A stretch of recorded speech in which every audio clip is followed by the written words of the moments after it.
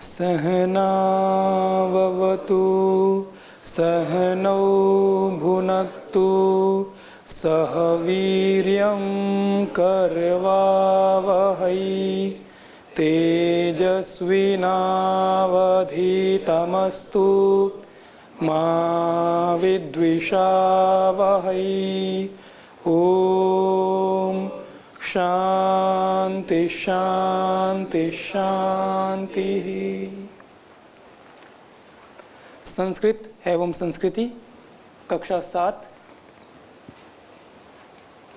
अभी हम पाणिनि शिक्षा के ऊपर विचार कर रहे हैं और कल की कक्षा में हमने व्यंजनों के बारे में देखा कि व्यंजन और स्वर कितने कितने प्रकार के होते हैं, साथ में संयुक्त अक्षर किस प्रकार से बनाए जाते हैं और उनका किस प्रकार से वर्ण विच्छेद किया जाता है, वो सब हमने सीखा था। स्वरों के क्या क्या लक्षण होते हैं, स्वरों की संज्ञा किस प्रकार से होती है और अन्य कुछ संज्ञा सूत्रों के बारे में हमने जाना था। और पाठक के क्या गुण होते हैं, किस प्रकार से एक वक्ता को वर्णों का पदों का उच्चारण करना चाहिए, वो सब हमने देखा था। आज हम चर्चा करेंगे स्वरों के उच्चारण में दोषों के बारे में, कि जब हम स्वरों का उच्चारण करते हैं तो उनके उच्चारण करने में हमें क्या क्या दोष देखने को मिलते हैं या क्या क्या दोष आते हैं। पहला श्लोक है, इससे पूर्व श्याम पट पर आपके लिए श्लोक लिखा गया है। अष्टौ गुणः पुरुषं दीपयन्ति प्रज्ञा च कौल्यं च श्रुतं दमश्च पराक्रमश्च बहुभाषिता च दानं यथाशक्ति कृतज्ञता च। बहुत ही सुंदर श्लोक है, महाभारत का ये श्लोक है। इसमें बहुत ही सुंदर वर्णन किया गया है कि एक पुरुष के कौन कौन से 8 गुण हैं जिनके द्वारा वो शोभायमान होता है। अष्टौ गुणः पुरुषं दीपयन्ति प्रज्ञा च कौल्यं च श्रुतं दमश्च। ये 8 गुण गिनाए जिनके द्वारा पुरुष क्या होता है, शोभायमान होता है, सुशोभित होता है, महिमा मंडन को प्राप्त होता है। पहला गुण बताया प्रज्ञा, अच्छी मेधा। जिस व्यक्ति के पास में, जिस पुरुष के पास में अच्छी मेधा, कुशाग्र बुद्धि होती है, अच्छी प्रज्ञा होती है, सात्विक बुद्धि होती है, वो क्या होता है, उसका पहला गुण होता है जिसके द्वारा वो शोभायमान होता है। और दूसरा गुण कौल्यम, कौल्यम का अर्थात कुलीन। जो पुरुष अच्छे कुल में जिसने जन्म लिया है, जिसके माता पिता सदाचारी हैं, धार्मिक हैं, धार्मिक अनुष्ठानों करने वाले हैं, वह कुलीन व्यक्ति भी क्या होता है, सभाओं में विद्वानों के मध्य में शोभायमान होता है। दूसरा श्रुतम च, और जिन्होंने अन्य अन्य शास्त्रों का, बहुविध शास्त्रों का अध्ययन कर रखा है, व्याकरण दर्शन आदि आदि शास्त्रों का जिन्होंने अध्ययन कर रखा है, वो क्या है, एक श्रुत गुण जो एक पुरुष को क्या बनाता है, देदीप्यमान शोभायमान बनाता है।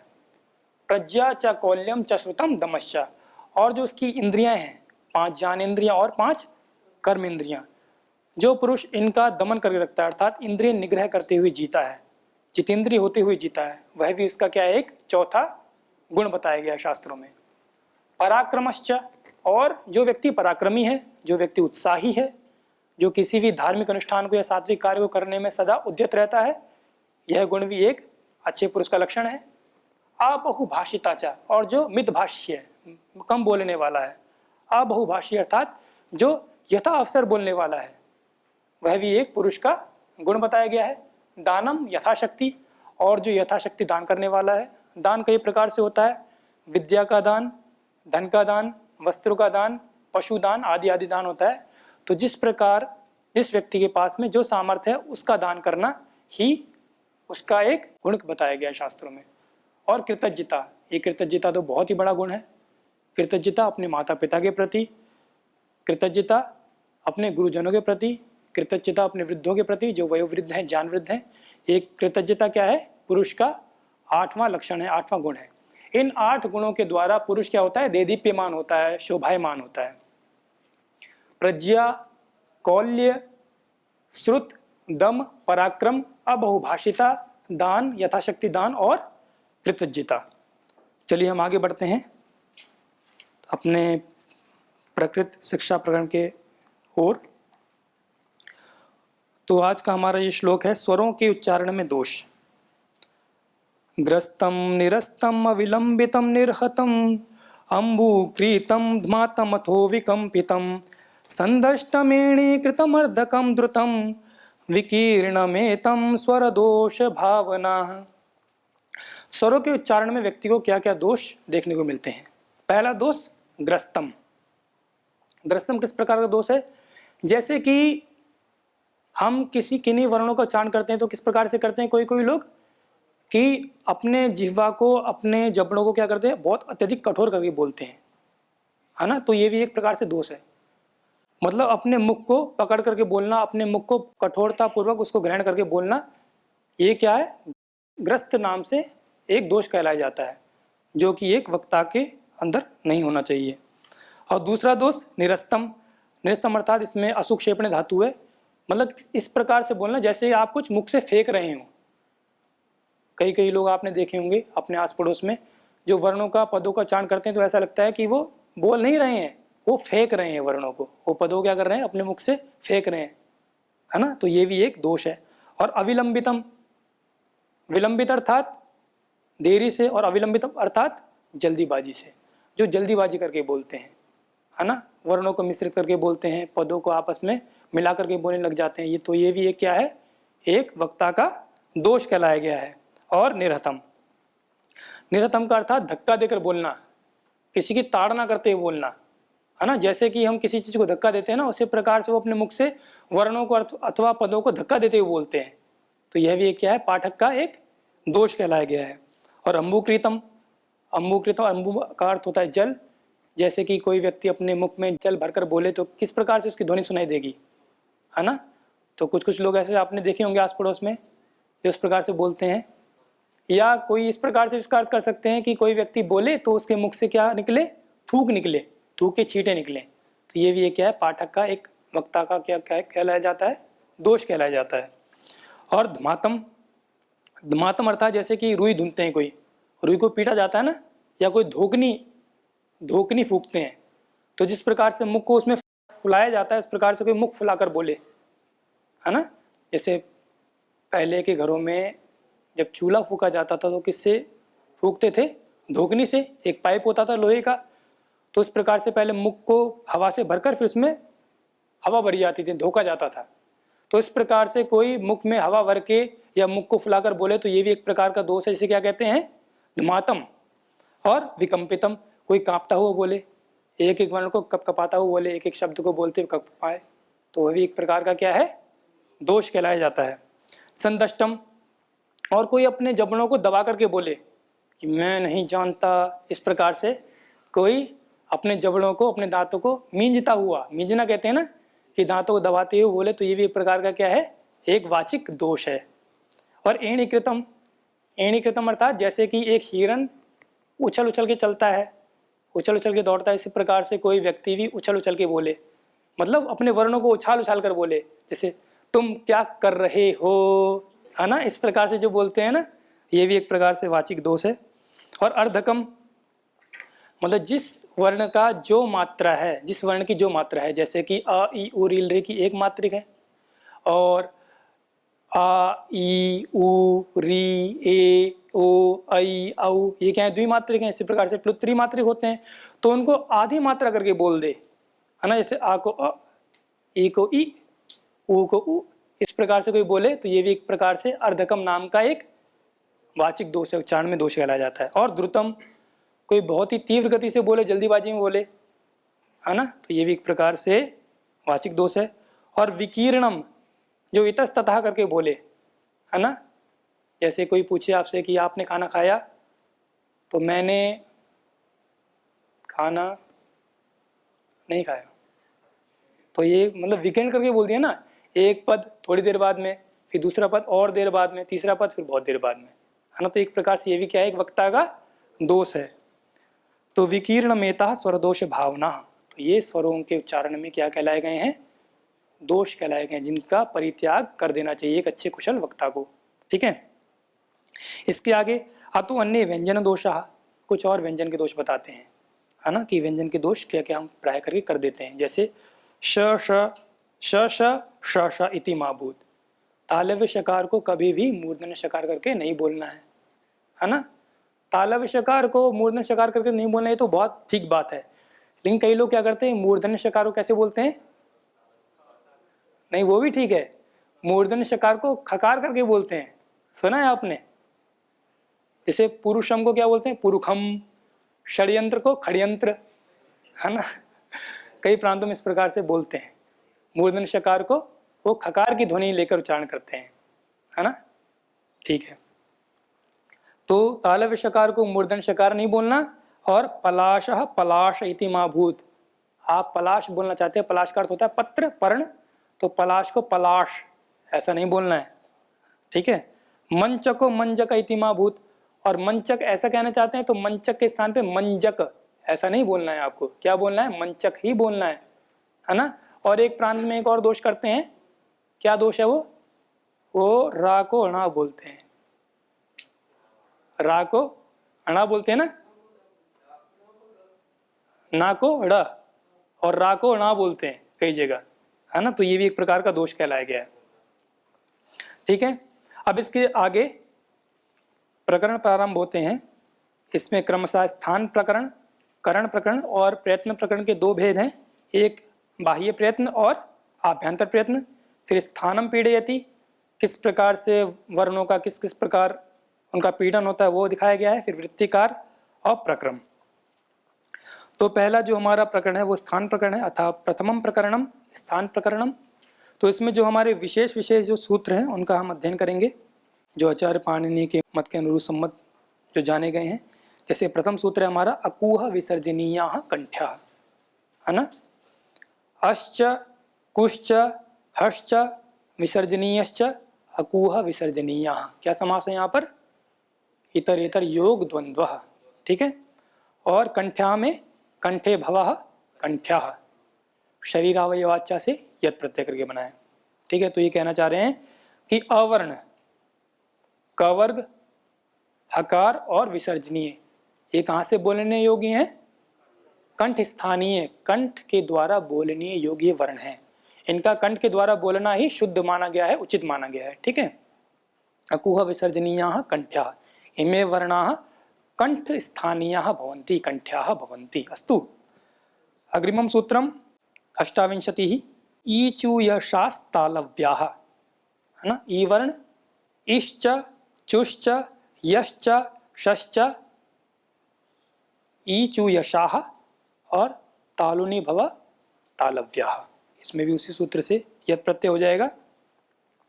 ई वर्ण च वर्ग, च वर्ग से च छ ज झ और य, इसी प्रकार य सानुनासिक और निरनुनासिक दो भेद होते हैं या के, और श। इन वर्णों का उच्चारण कहाँ से करना चाहिए, तालु से करना चाहिए, अर्थात जो हमारे दंत के जो ऊपर वाला स्थान है उसे तालु कहते हैं। और तालु स्थान से इन वर्णों का उच्चारण करना क्या कहलाया जाता है, शुद्ध कहलाया जाता है, उचित कहलाया जाता है।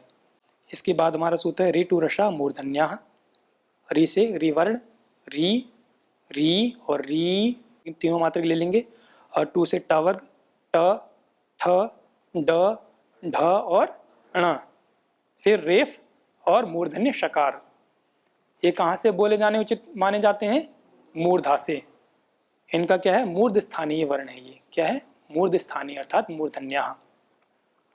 उसी प्रकार से अगला सूत्र हमारा 32 नंबर ऋतुलसा दंत्याः, ठीक है। री कहने से ह्रस्वल री और प्लुतल री, री के दो भेद होते हैं, दीर्घ नहीं होता। तू से तवर्ग त थ द ध और न और ल, इसी प्रकार से सा। ये कहाँ से बोले जाने योग्य है, दंत से, दंते भवाः दंत्याः दंत स्थानीयाः। ये क्या है, दंत स्थानीय है, अर्थात इनका दंतों की सहायता से, दांतों की सहायता से इन वर्णों का क्या करना चाहिए, उच्चारण करना चाहिए।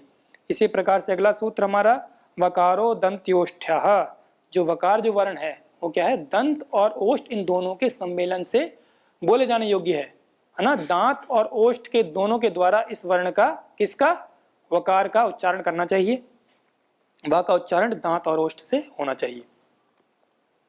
इसी प्रकार से उपूपदमानीय ओष्ठ्याः, इसमें क्या है, उश्च पुश्च उपदमानीयश्च उपूपदमानीयाः और ओष्ठे भव ओष्ठ्याः, इसमें भी शरीरावयवाच्या से यत् प्रत्यय करके बनाया है।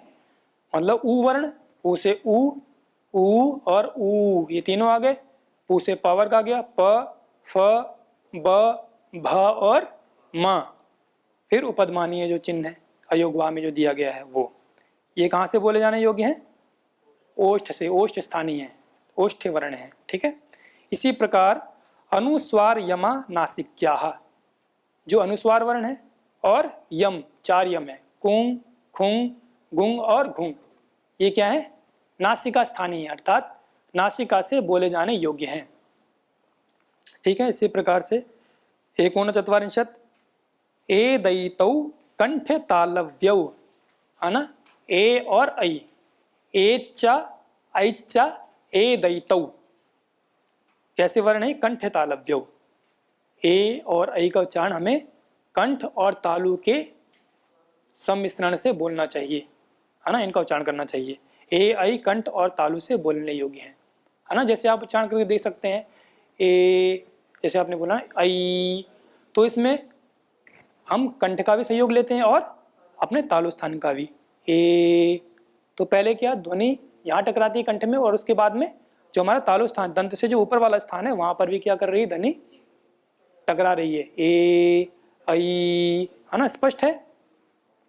ए ऐ कंठ और तालु से बोलने योग्य हैं। इसी प्रकार से ओ दौ तौ कंठ ओष्ठ्यौ, ओदचा औच्चा ओदौ तौ, ठीक है, प्रथमा द्विवचन। और ये कैसे हैं? कंठ ओष्ठ्यौ, कंठ और ओष्ठ की सहायता से बोलने योग्य हैं। कौन से 2 वर्ण? ओ और औ। जैसे आप बोलकर देख लीजिए, ओ औ, है ना, तो कंठ की सहायता भी ली जा रही है और साथ में ओष्ठ की सहायता भी ली जा रही है। इसी प्रकार ग य ण न माह स्वस्थान नासिका स्थानाः, है ना, जो प्रत्येक वर्ग के जो अंतिम वर्ण है, जो नासिक के वर्ण है, ग य ण न और म, ये क्या क्या है? अपने अपने स्थान से और साथ में नासिका स्थान से बोले जाने योग्य हैं। जैसे ग का उच्चारण स्थान क्या है? अकुह विसर्जनीय कंठ्या के नियम से कंठ स्थान है। तो कंठ के साथ और नासिका के साथ, इन दोनों के मेल से हमें गकार का उच्चारण करना चाहिए। अर्थात इन दोनों के मेल से, कंठ के मेल से और नासिका के मेल से ही गकार का उच्चारण करना शुद्ध माना जाता है। इसी प्रकार से यहाँ का उच्चारण स्थान क्या है? ईचयशास तालव्याः, तो तालु स्थान और नासिका स्थान या वर्ण के उच्चारण करने का स्थान माना जाएगा। इसी प्रकार से णा का उच्चारण स्थान क्या माना जाता है? ऋटुरसा मूर्धन्यः, तो मूर्धा स्थान और नासिका स्थान अणा वर्ण के उच्चारण का स्थान माना जाता है। इसी प्रकार से ना का ऋतुलसा दंत्यः, तो दंत स्थान और नासिका स्थान, और माँ का उपूपदमानीय ओष्ठ्यः, तो ओष्ठ स्थान और नासिका स्थान किसका माना जाएगा? मकार का शुद्ध उच्चारण करने वाला स्थान माना जाएगा। इसी प्रकार से अगला सूत्र हम देखें, द्वे द्वे वर्णे संध्यक्षराणाम आरंभके भवता इति। इसमें ऐसा कहना चाहते हैं कि जो हमारे संध्यक्षर हैं, संध्यक्षर जैसे ए, ऐ, ओ और औ, ये क्या है? द्वे द्वे वर्णे संध्यक्षराणाम आरंभके भवता, ये क्या है? 2 वर्णों के सम्मेलन से, संयोग से बनने वाले ये वर्ण हैं, जिनको संध्यक्षर कहते हैं। द्वे द्वे वर्णे आरंभके भवतः केशाम संध्यक्षराणाम, इन संध्यक्षरों के कौन आरंभक होते हैं? ये 2 वर्ण। जिस प्रकार जैसे हम देखें ए, तो ए को आरंभ करने वाले 2 वर्ण कौन कौन से हैं? आ और ई। आ और ई में क्या संधि हो जाती है? आद गुणा। आ और ई के सम्मेलन से क्या बन जाता है? ए हो जाता है। इसी प्रकार से ऐ के 2 वर्ण आरंभक वर्ण कौन कौन से कहे जाएंगे? आ और ए, ना कि ई। आ और ए में क्या संधि हो जाएगी? वृद्धि रेची हो जाएगी। वृद्धि क्या है? वृद्धि रादेच, आ ऐ औ की वृद्धि संज्ञा है, ठीक है। इसी प्रकार से ओ के आरंभक 2 वर्ण कौन कौन से कहे जाएंगे? अ और उ, क्या संधि होगी? आद गुणा। इसी प्रकार से औ के लिए आ और ओ, क्या संधि होगी दोनों में? वृद्धि रेची, और बन जाएगा औ, ठीक है ना। तो द्वे द्वे वर्णे आरंभके भवतः संध्यक्षराणाम, जो ये संध्यक्षर हैं ए, ऐ, ओ और औ, इनके आरंभक वर्ण कितने होते हैं? 2 होते हैं। ये स्पष्ट कर दिया गया। इस प्रकरण का अंतिम सूत्र सरेफ रिवर्णः, जो री वर्ण जो है ना वो क्या है, रेफ श्रुति के साथ बोला जाता है। आप कभी भी री का उच्चारण करेंगे तो साथ में रेफ श्रुति रहती है ना। जैसे आपने बोला ऋषि, है ना, तो ऋषि बोलने में रेफ की थोड़ी सी माइन्यूट ध्वनि सुनाई देती है ना। कृषक, तो उसमें भी रेफ ध्वनि रेफ श्रुति सुनाई देती है ना। तो ये कहना चाहते हैं कि सरेफ रेफ री वर्ण। तभी इसी प्रकार से हमारे पूर्वाचार्यों ने री वर्ण में रेफ श्रुति मानी और इसके आधार पर ही वो क्या करते हैं, जो रेफ को कहे जाने वाले कार्य हैं वो री वर्ण में भी हो जाते हैं। जैसे रसाभ्याम नोणा समान पदे, है ना, अटकुप वांग्नुम भी इत्यादि कार्य जो हैं वो भी हो जाते हैं। जैसे कर्तरीणाम, है ना, तो नाम को ना को जो ना किया है वो किसके कारण किया है, रीकार में री वर्ण में रेफ श्रुति मानकर ही किया गया है वहां पर, है ना। तो आचार्यों ने क्या माना है कि री वर्ण में भी रेफ श्रुति होती है और इसके आधार पर जो कार्य कहे गए वो सारे किए जाते हैं। इति प्रथमम प्रकरणम, और यहाँ पर ये जो स्थान प्रकरण है वो पूरा हुआ। अब अगला प्रकरण कौन सा है हमारा, करण प्रकरणम अथवा द्वितीयम प्रकरणम। तो करण की परिभाषा क्या कही गई है अष्टाध्यायी शास्त्र में, साधकतमम करणम। इसकी कोई व्याख्या बताएंगे संस्कृत में? सागर जी बताएंगे। ओम। क्रियायाः सिद्धौ यत् प्रकृष्टम् उपकारकं तत्कारकं करण संज्ञकं भवति। बहुत अच्छी बात है, और अच्छा बताया इन्होंने। क्रियायाः सिद्धौ, क्रिया की सिद्धि में जो प्रकृष्ट रूप से उपकारक है उस कारक की क्या संज्ञा होती है, करण संज्ञा होती है। जैसे आप संचिका में लिख रहे हैं, ठीक है ना, आपके पास संचिका है और क्या है, लेखनी है, और आपका हाथ भी है। तो हाथ भी एक प्रकार से करण है, साधन है, और आपकी लेखनी भी एक साधन है, ठीक है ना, और संचिका भी एक साधन है। यदि संचिका नहीं होगी तो आप लिखेंगे किसमें, लेखनी नहीं होगी तो किससे लिखेंगे, और हाथ नहीं होगा तो किसके द्वारा लेखनी पकड़ेंगे। लेकिन जो प्रकृष्टतम साधन जो माना जाएगा इसमें वो क्या है, लेखनी, है ना। बिना लेखनी के आप लेख नहीं लिख सकते ना। जैसे कि आपको लकड़ी के दो भेद करने हैं, दो भागों में फाड़नी है, तो उसके लिए प्रकृष्टतम साधन क्या कहा जाएगा, कुल्हाड़ी। इसी प्रकार से वर्णों के उच्चारण में भी जो प्रकृष्टतम जिसको साधन कहा गया है, करण कहा गया, वो क्या है, जिह्वा, है ना। मुख भी साधन बनता है, अन्य अन्य स्थान भी साधन बनते हैं, लेकिन जो प्रमुख करण है, प्रमुख साधन वो क्या है, जिह्वा। यदि जिह्वा ना हो तो हम वर्णों का उच्चारण नहीं कर सकते। तो ये कहना चाहते हैं, पहला सूत्र जो है, जिह्व्य तालव्य मूर्धन्य दंत्या नाम जिह्वा करणम, है ना। जिह्व्य अर्थात जो जीवा से बोलने वाले वर्ण हैं, जीवा मूल्य अर्थात कंठ जो वर्ण है, कंठ स्थानीय जो वर्ण है, और तालव्य तालु स्थानीय जो वर्ण है। तालु स्थानीय कौन से थे, ईचु शास तालव्य, और कंठ स्थानीय अकुह विसर्जनीय कंठ्या। इसी प्रकार मूर्धन्य वर्ण कौन से थे, ऋतु रसा मूर्धन्य, और दंत्य वर्ण ऋतुलसा दंत्या। तो इनका जो कर्ण क्या है, जिह्वा। जिह्व्य तालव्य मूर्धन्य दंता नाम जिह्वा करणम। इन समस्त वर्णों का जिह्व्य तालव्य मूर्धन्य और दंत्य वर्णों का क्या कर्ण बनेगा, क्या साधन बनेगा, जिह्वा साधन बनेगा, ठीक है। अगर आगे बताया इन्होंने, जिह्वा मूलेन जिह्व्या नाम तद येषाम अभ्यासम। और जो जिह्व्य वर्ण है, जिह्व्य अर्थात यहाँ पर तात्पर्य कंठ स्थानीय वर्ण, जो कंठ स्थानीय वर्ण है उनका उच्चारण में क्या कर्ण बनता है, जिह्वा मूल, है ना। जिह्वा मूल क्या है, जो ये कंठ का जो अंतिम भाग है काकलक के नीचे, वो क्या कहा जाता है, जिह्वा मूल कहा जाता है। तो जिह्वा मूल भी किन्हीं किन्हीं के मत में क्या हो जाता है, इन जिह्व्य वर्णों का अर्थात कंठ स्थानीय वर्णों के उच्चारण का कर्ण बन जाता है उनके युग में।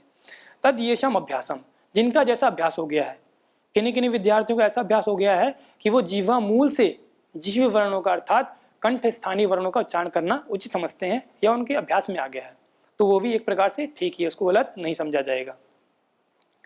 इसी प्रकार जिह्वोपाग्रेण मूर्धन्या नाम, और जो मूर्धन्य वर्ण है, मूर्धन्य वर्ण कौन से हैं, ऋतु रसा मूर्धन्य, उनका कहाँ से उच्चारण करना उचित है, किसके द्वारा, जिह्वोपाग्रेण। जीवा है, जीवा का जो अग्र भाग है ना, जो तीक्ष्ण भाग है जीवा का, और जीवा के तीक्ष्ण भाग के जो समीप जो भाग है, अग्र भाग के जस्ट पास में, उसके द्वारा मूर्धन्य वर्णों का उच्चारण होता है। जैसे कि आप प्रयोग करके देख सकते हैं, आप बोलिए ट ट, तो आप इसमें यह अनुभव कीजिए कि आपकी जिह्वा का कौन सा स्थान मूर्धा को स्पर्श कर रहा है।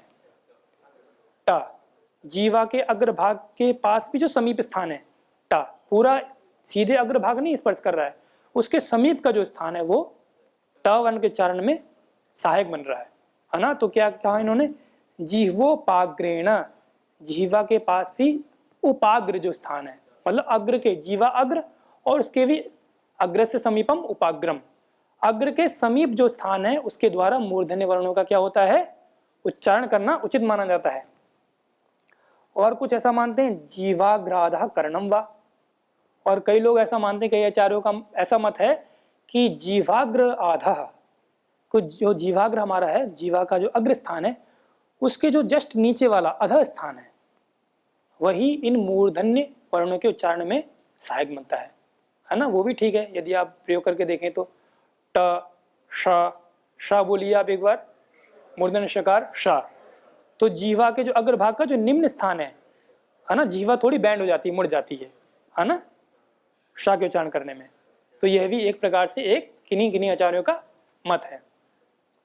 फिर जिह्वाग्रेण दंत्या नाम, और जीवा का जो जस्ट अग्रभाग है उसके द्वारा दंत्य वर्णों का अर्थात ऋतुलस दंत्याः, इन वर्णों का क्या किया जाता है, उच्चारण किया जाता है। जैसे आप बोलिए ल, आप बोले त, थ, तो इन वर्णों का उच्चारण किसके द्वारा होता है, जीवा के अग्रभाग के द्वारा। इति एतद् अंतः प्रकरणम, और ये यहाँ पर हमारा अंतःकरण अर्थात करण प्रकरण समाप्त हो गया। इति द्वितीयम प्रकरणम। कल फिर हम आगे इस विषय में चर्चा करेंगे। शांति पाठ। ओम शांति शांति शांति।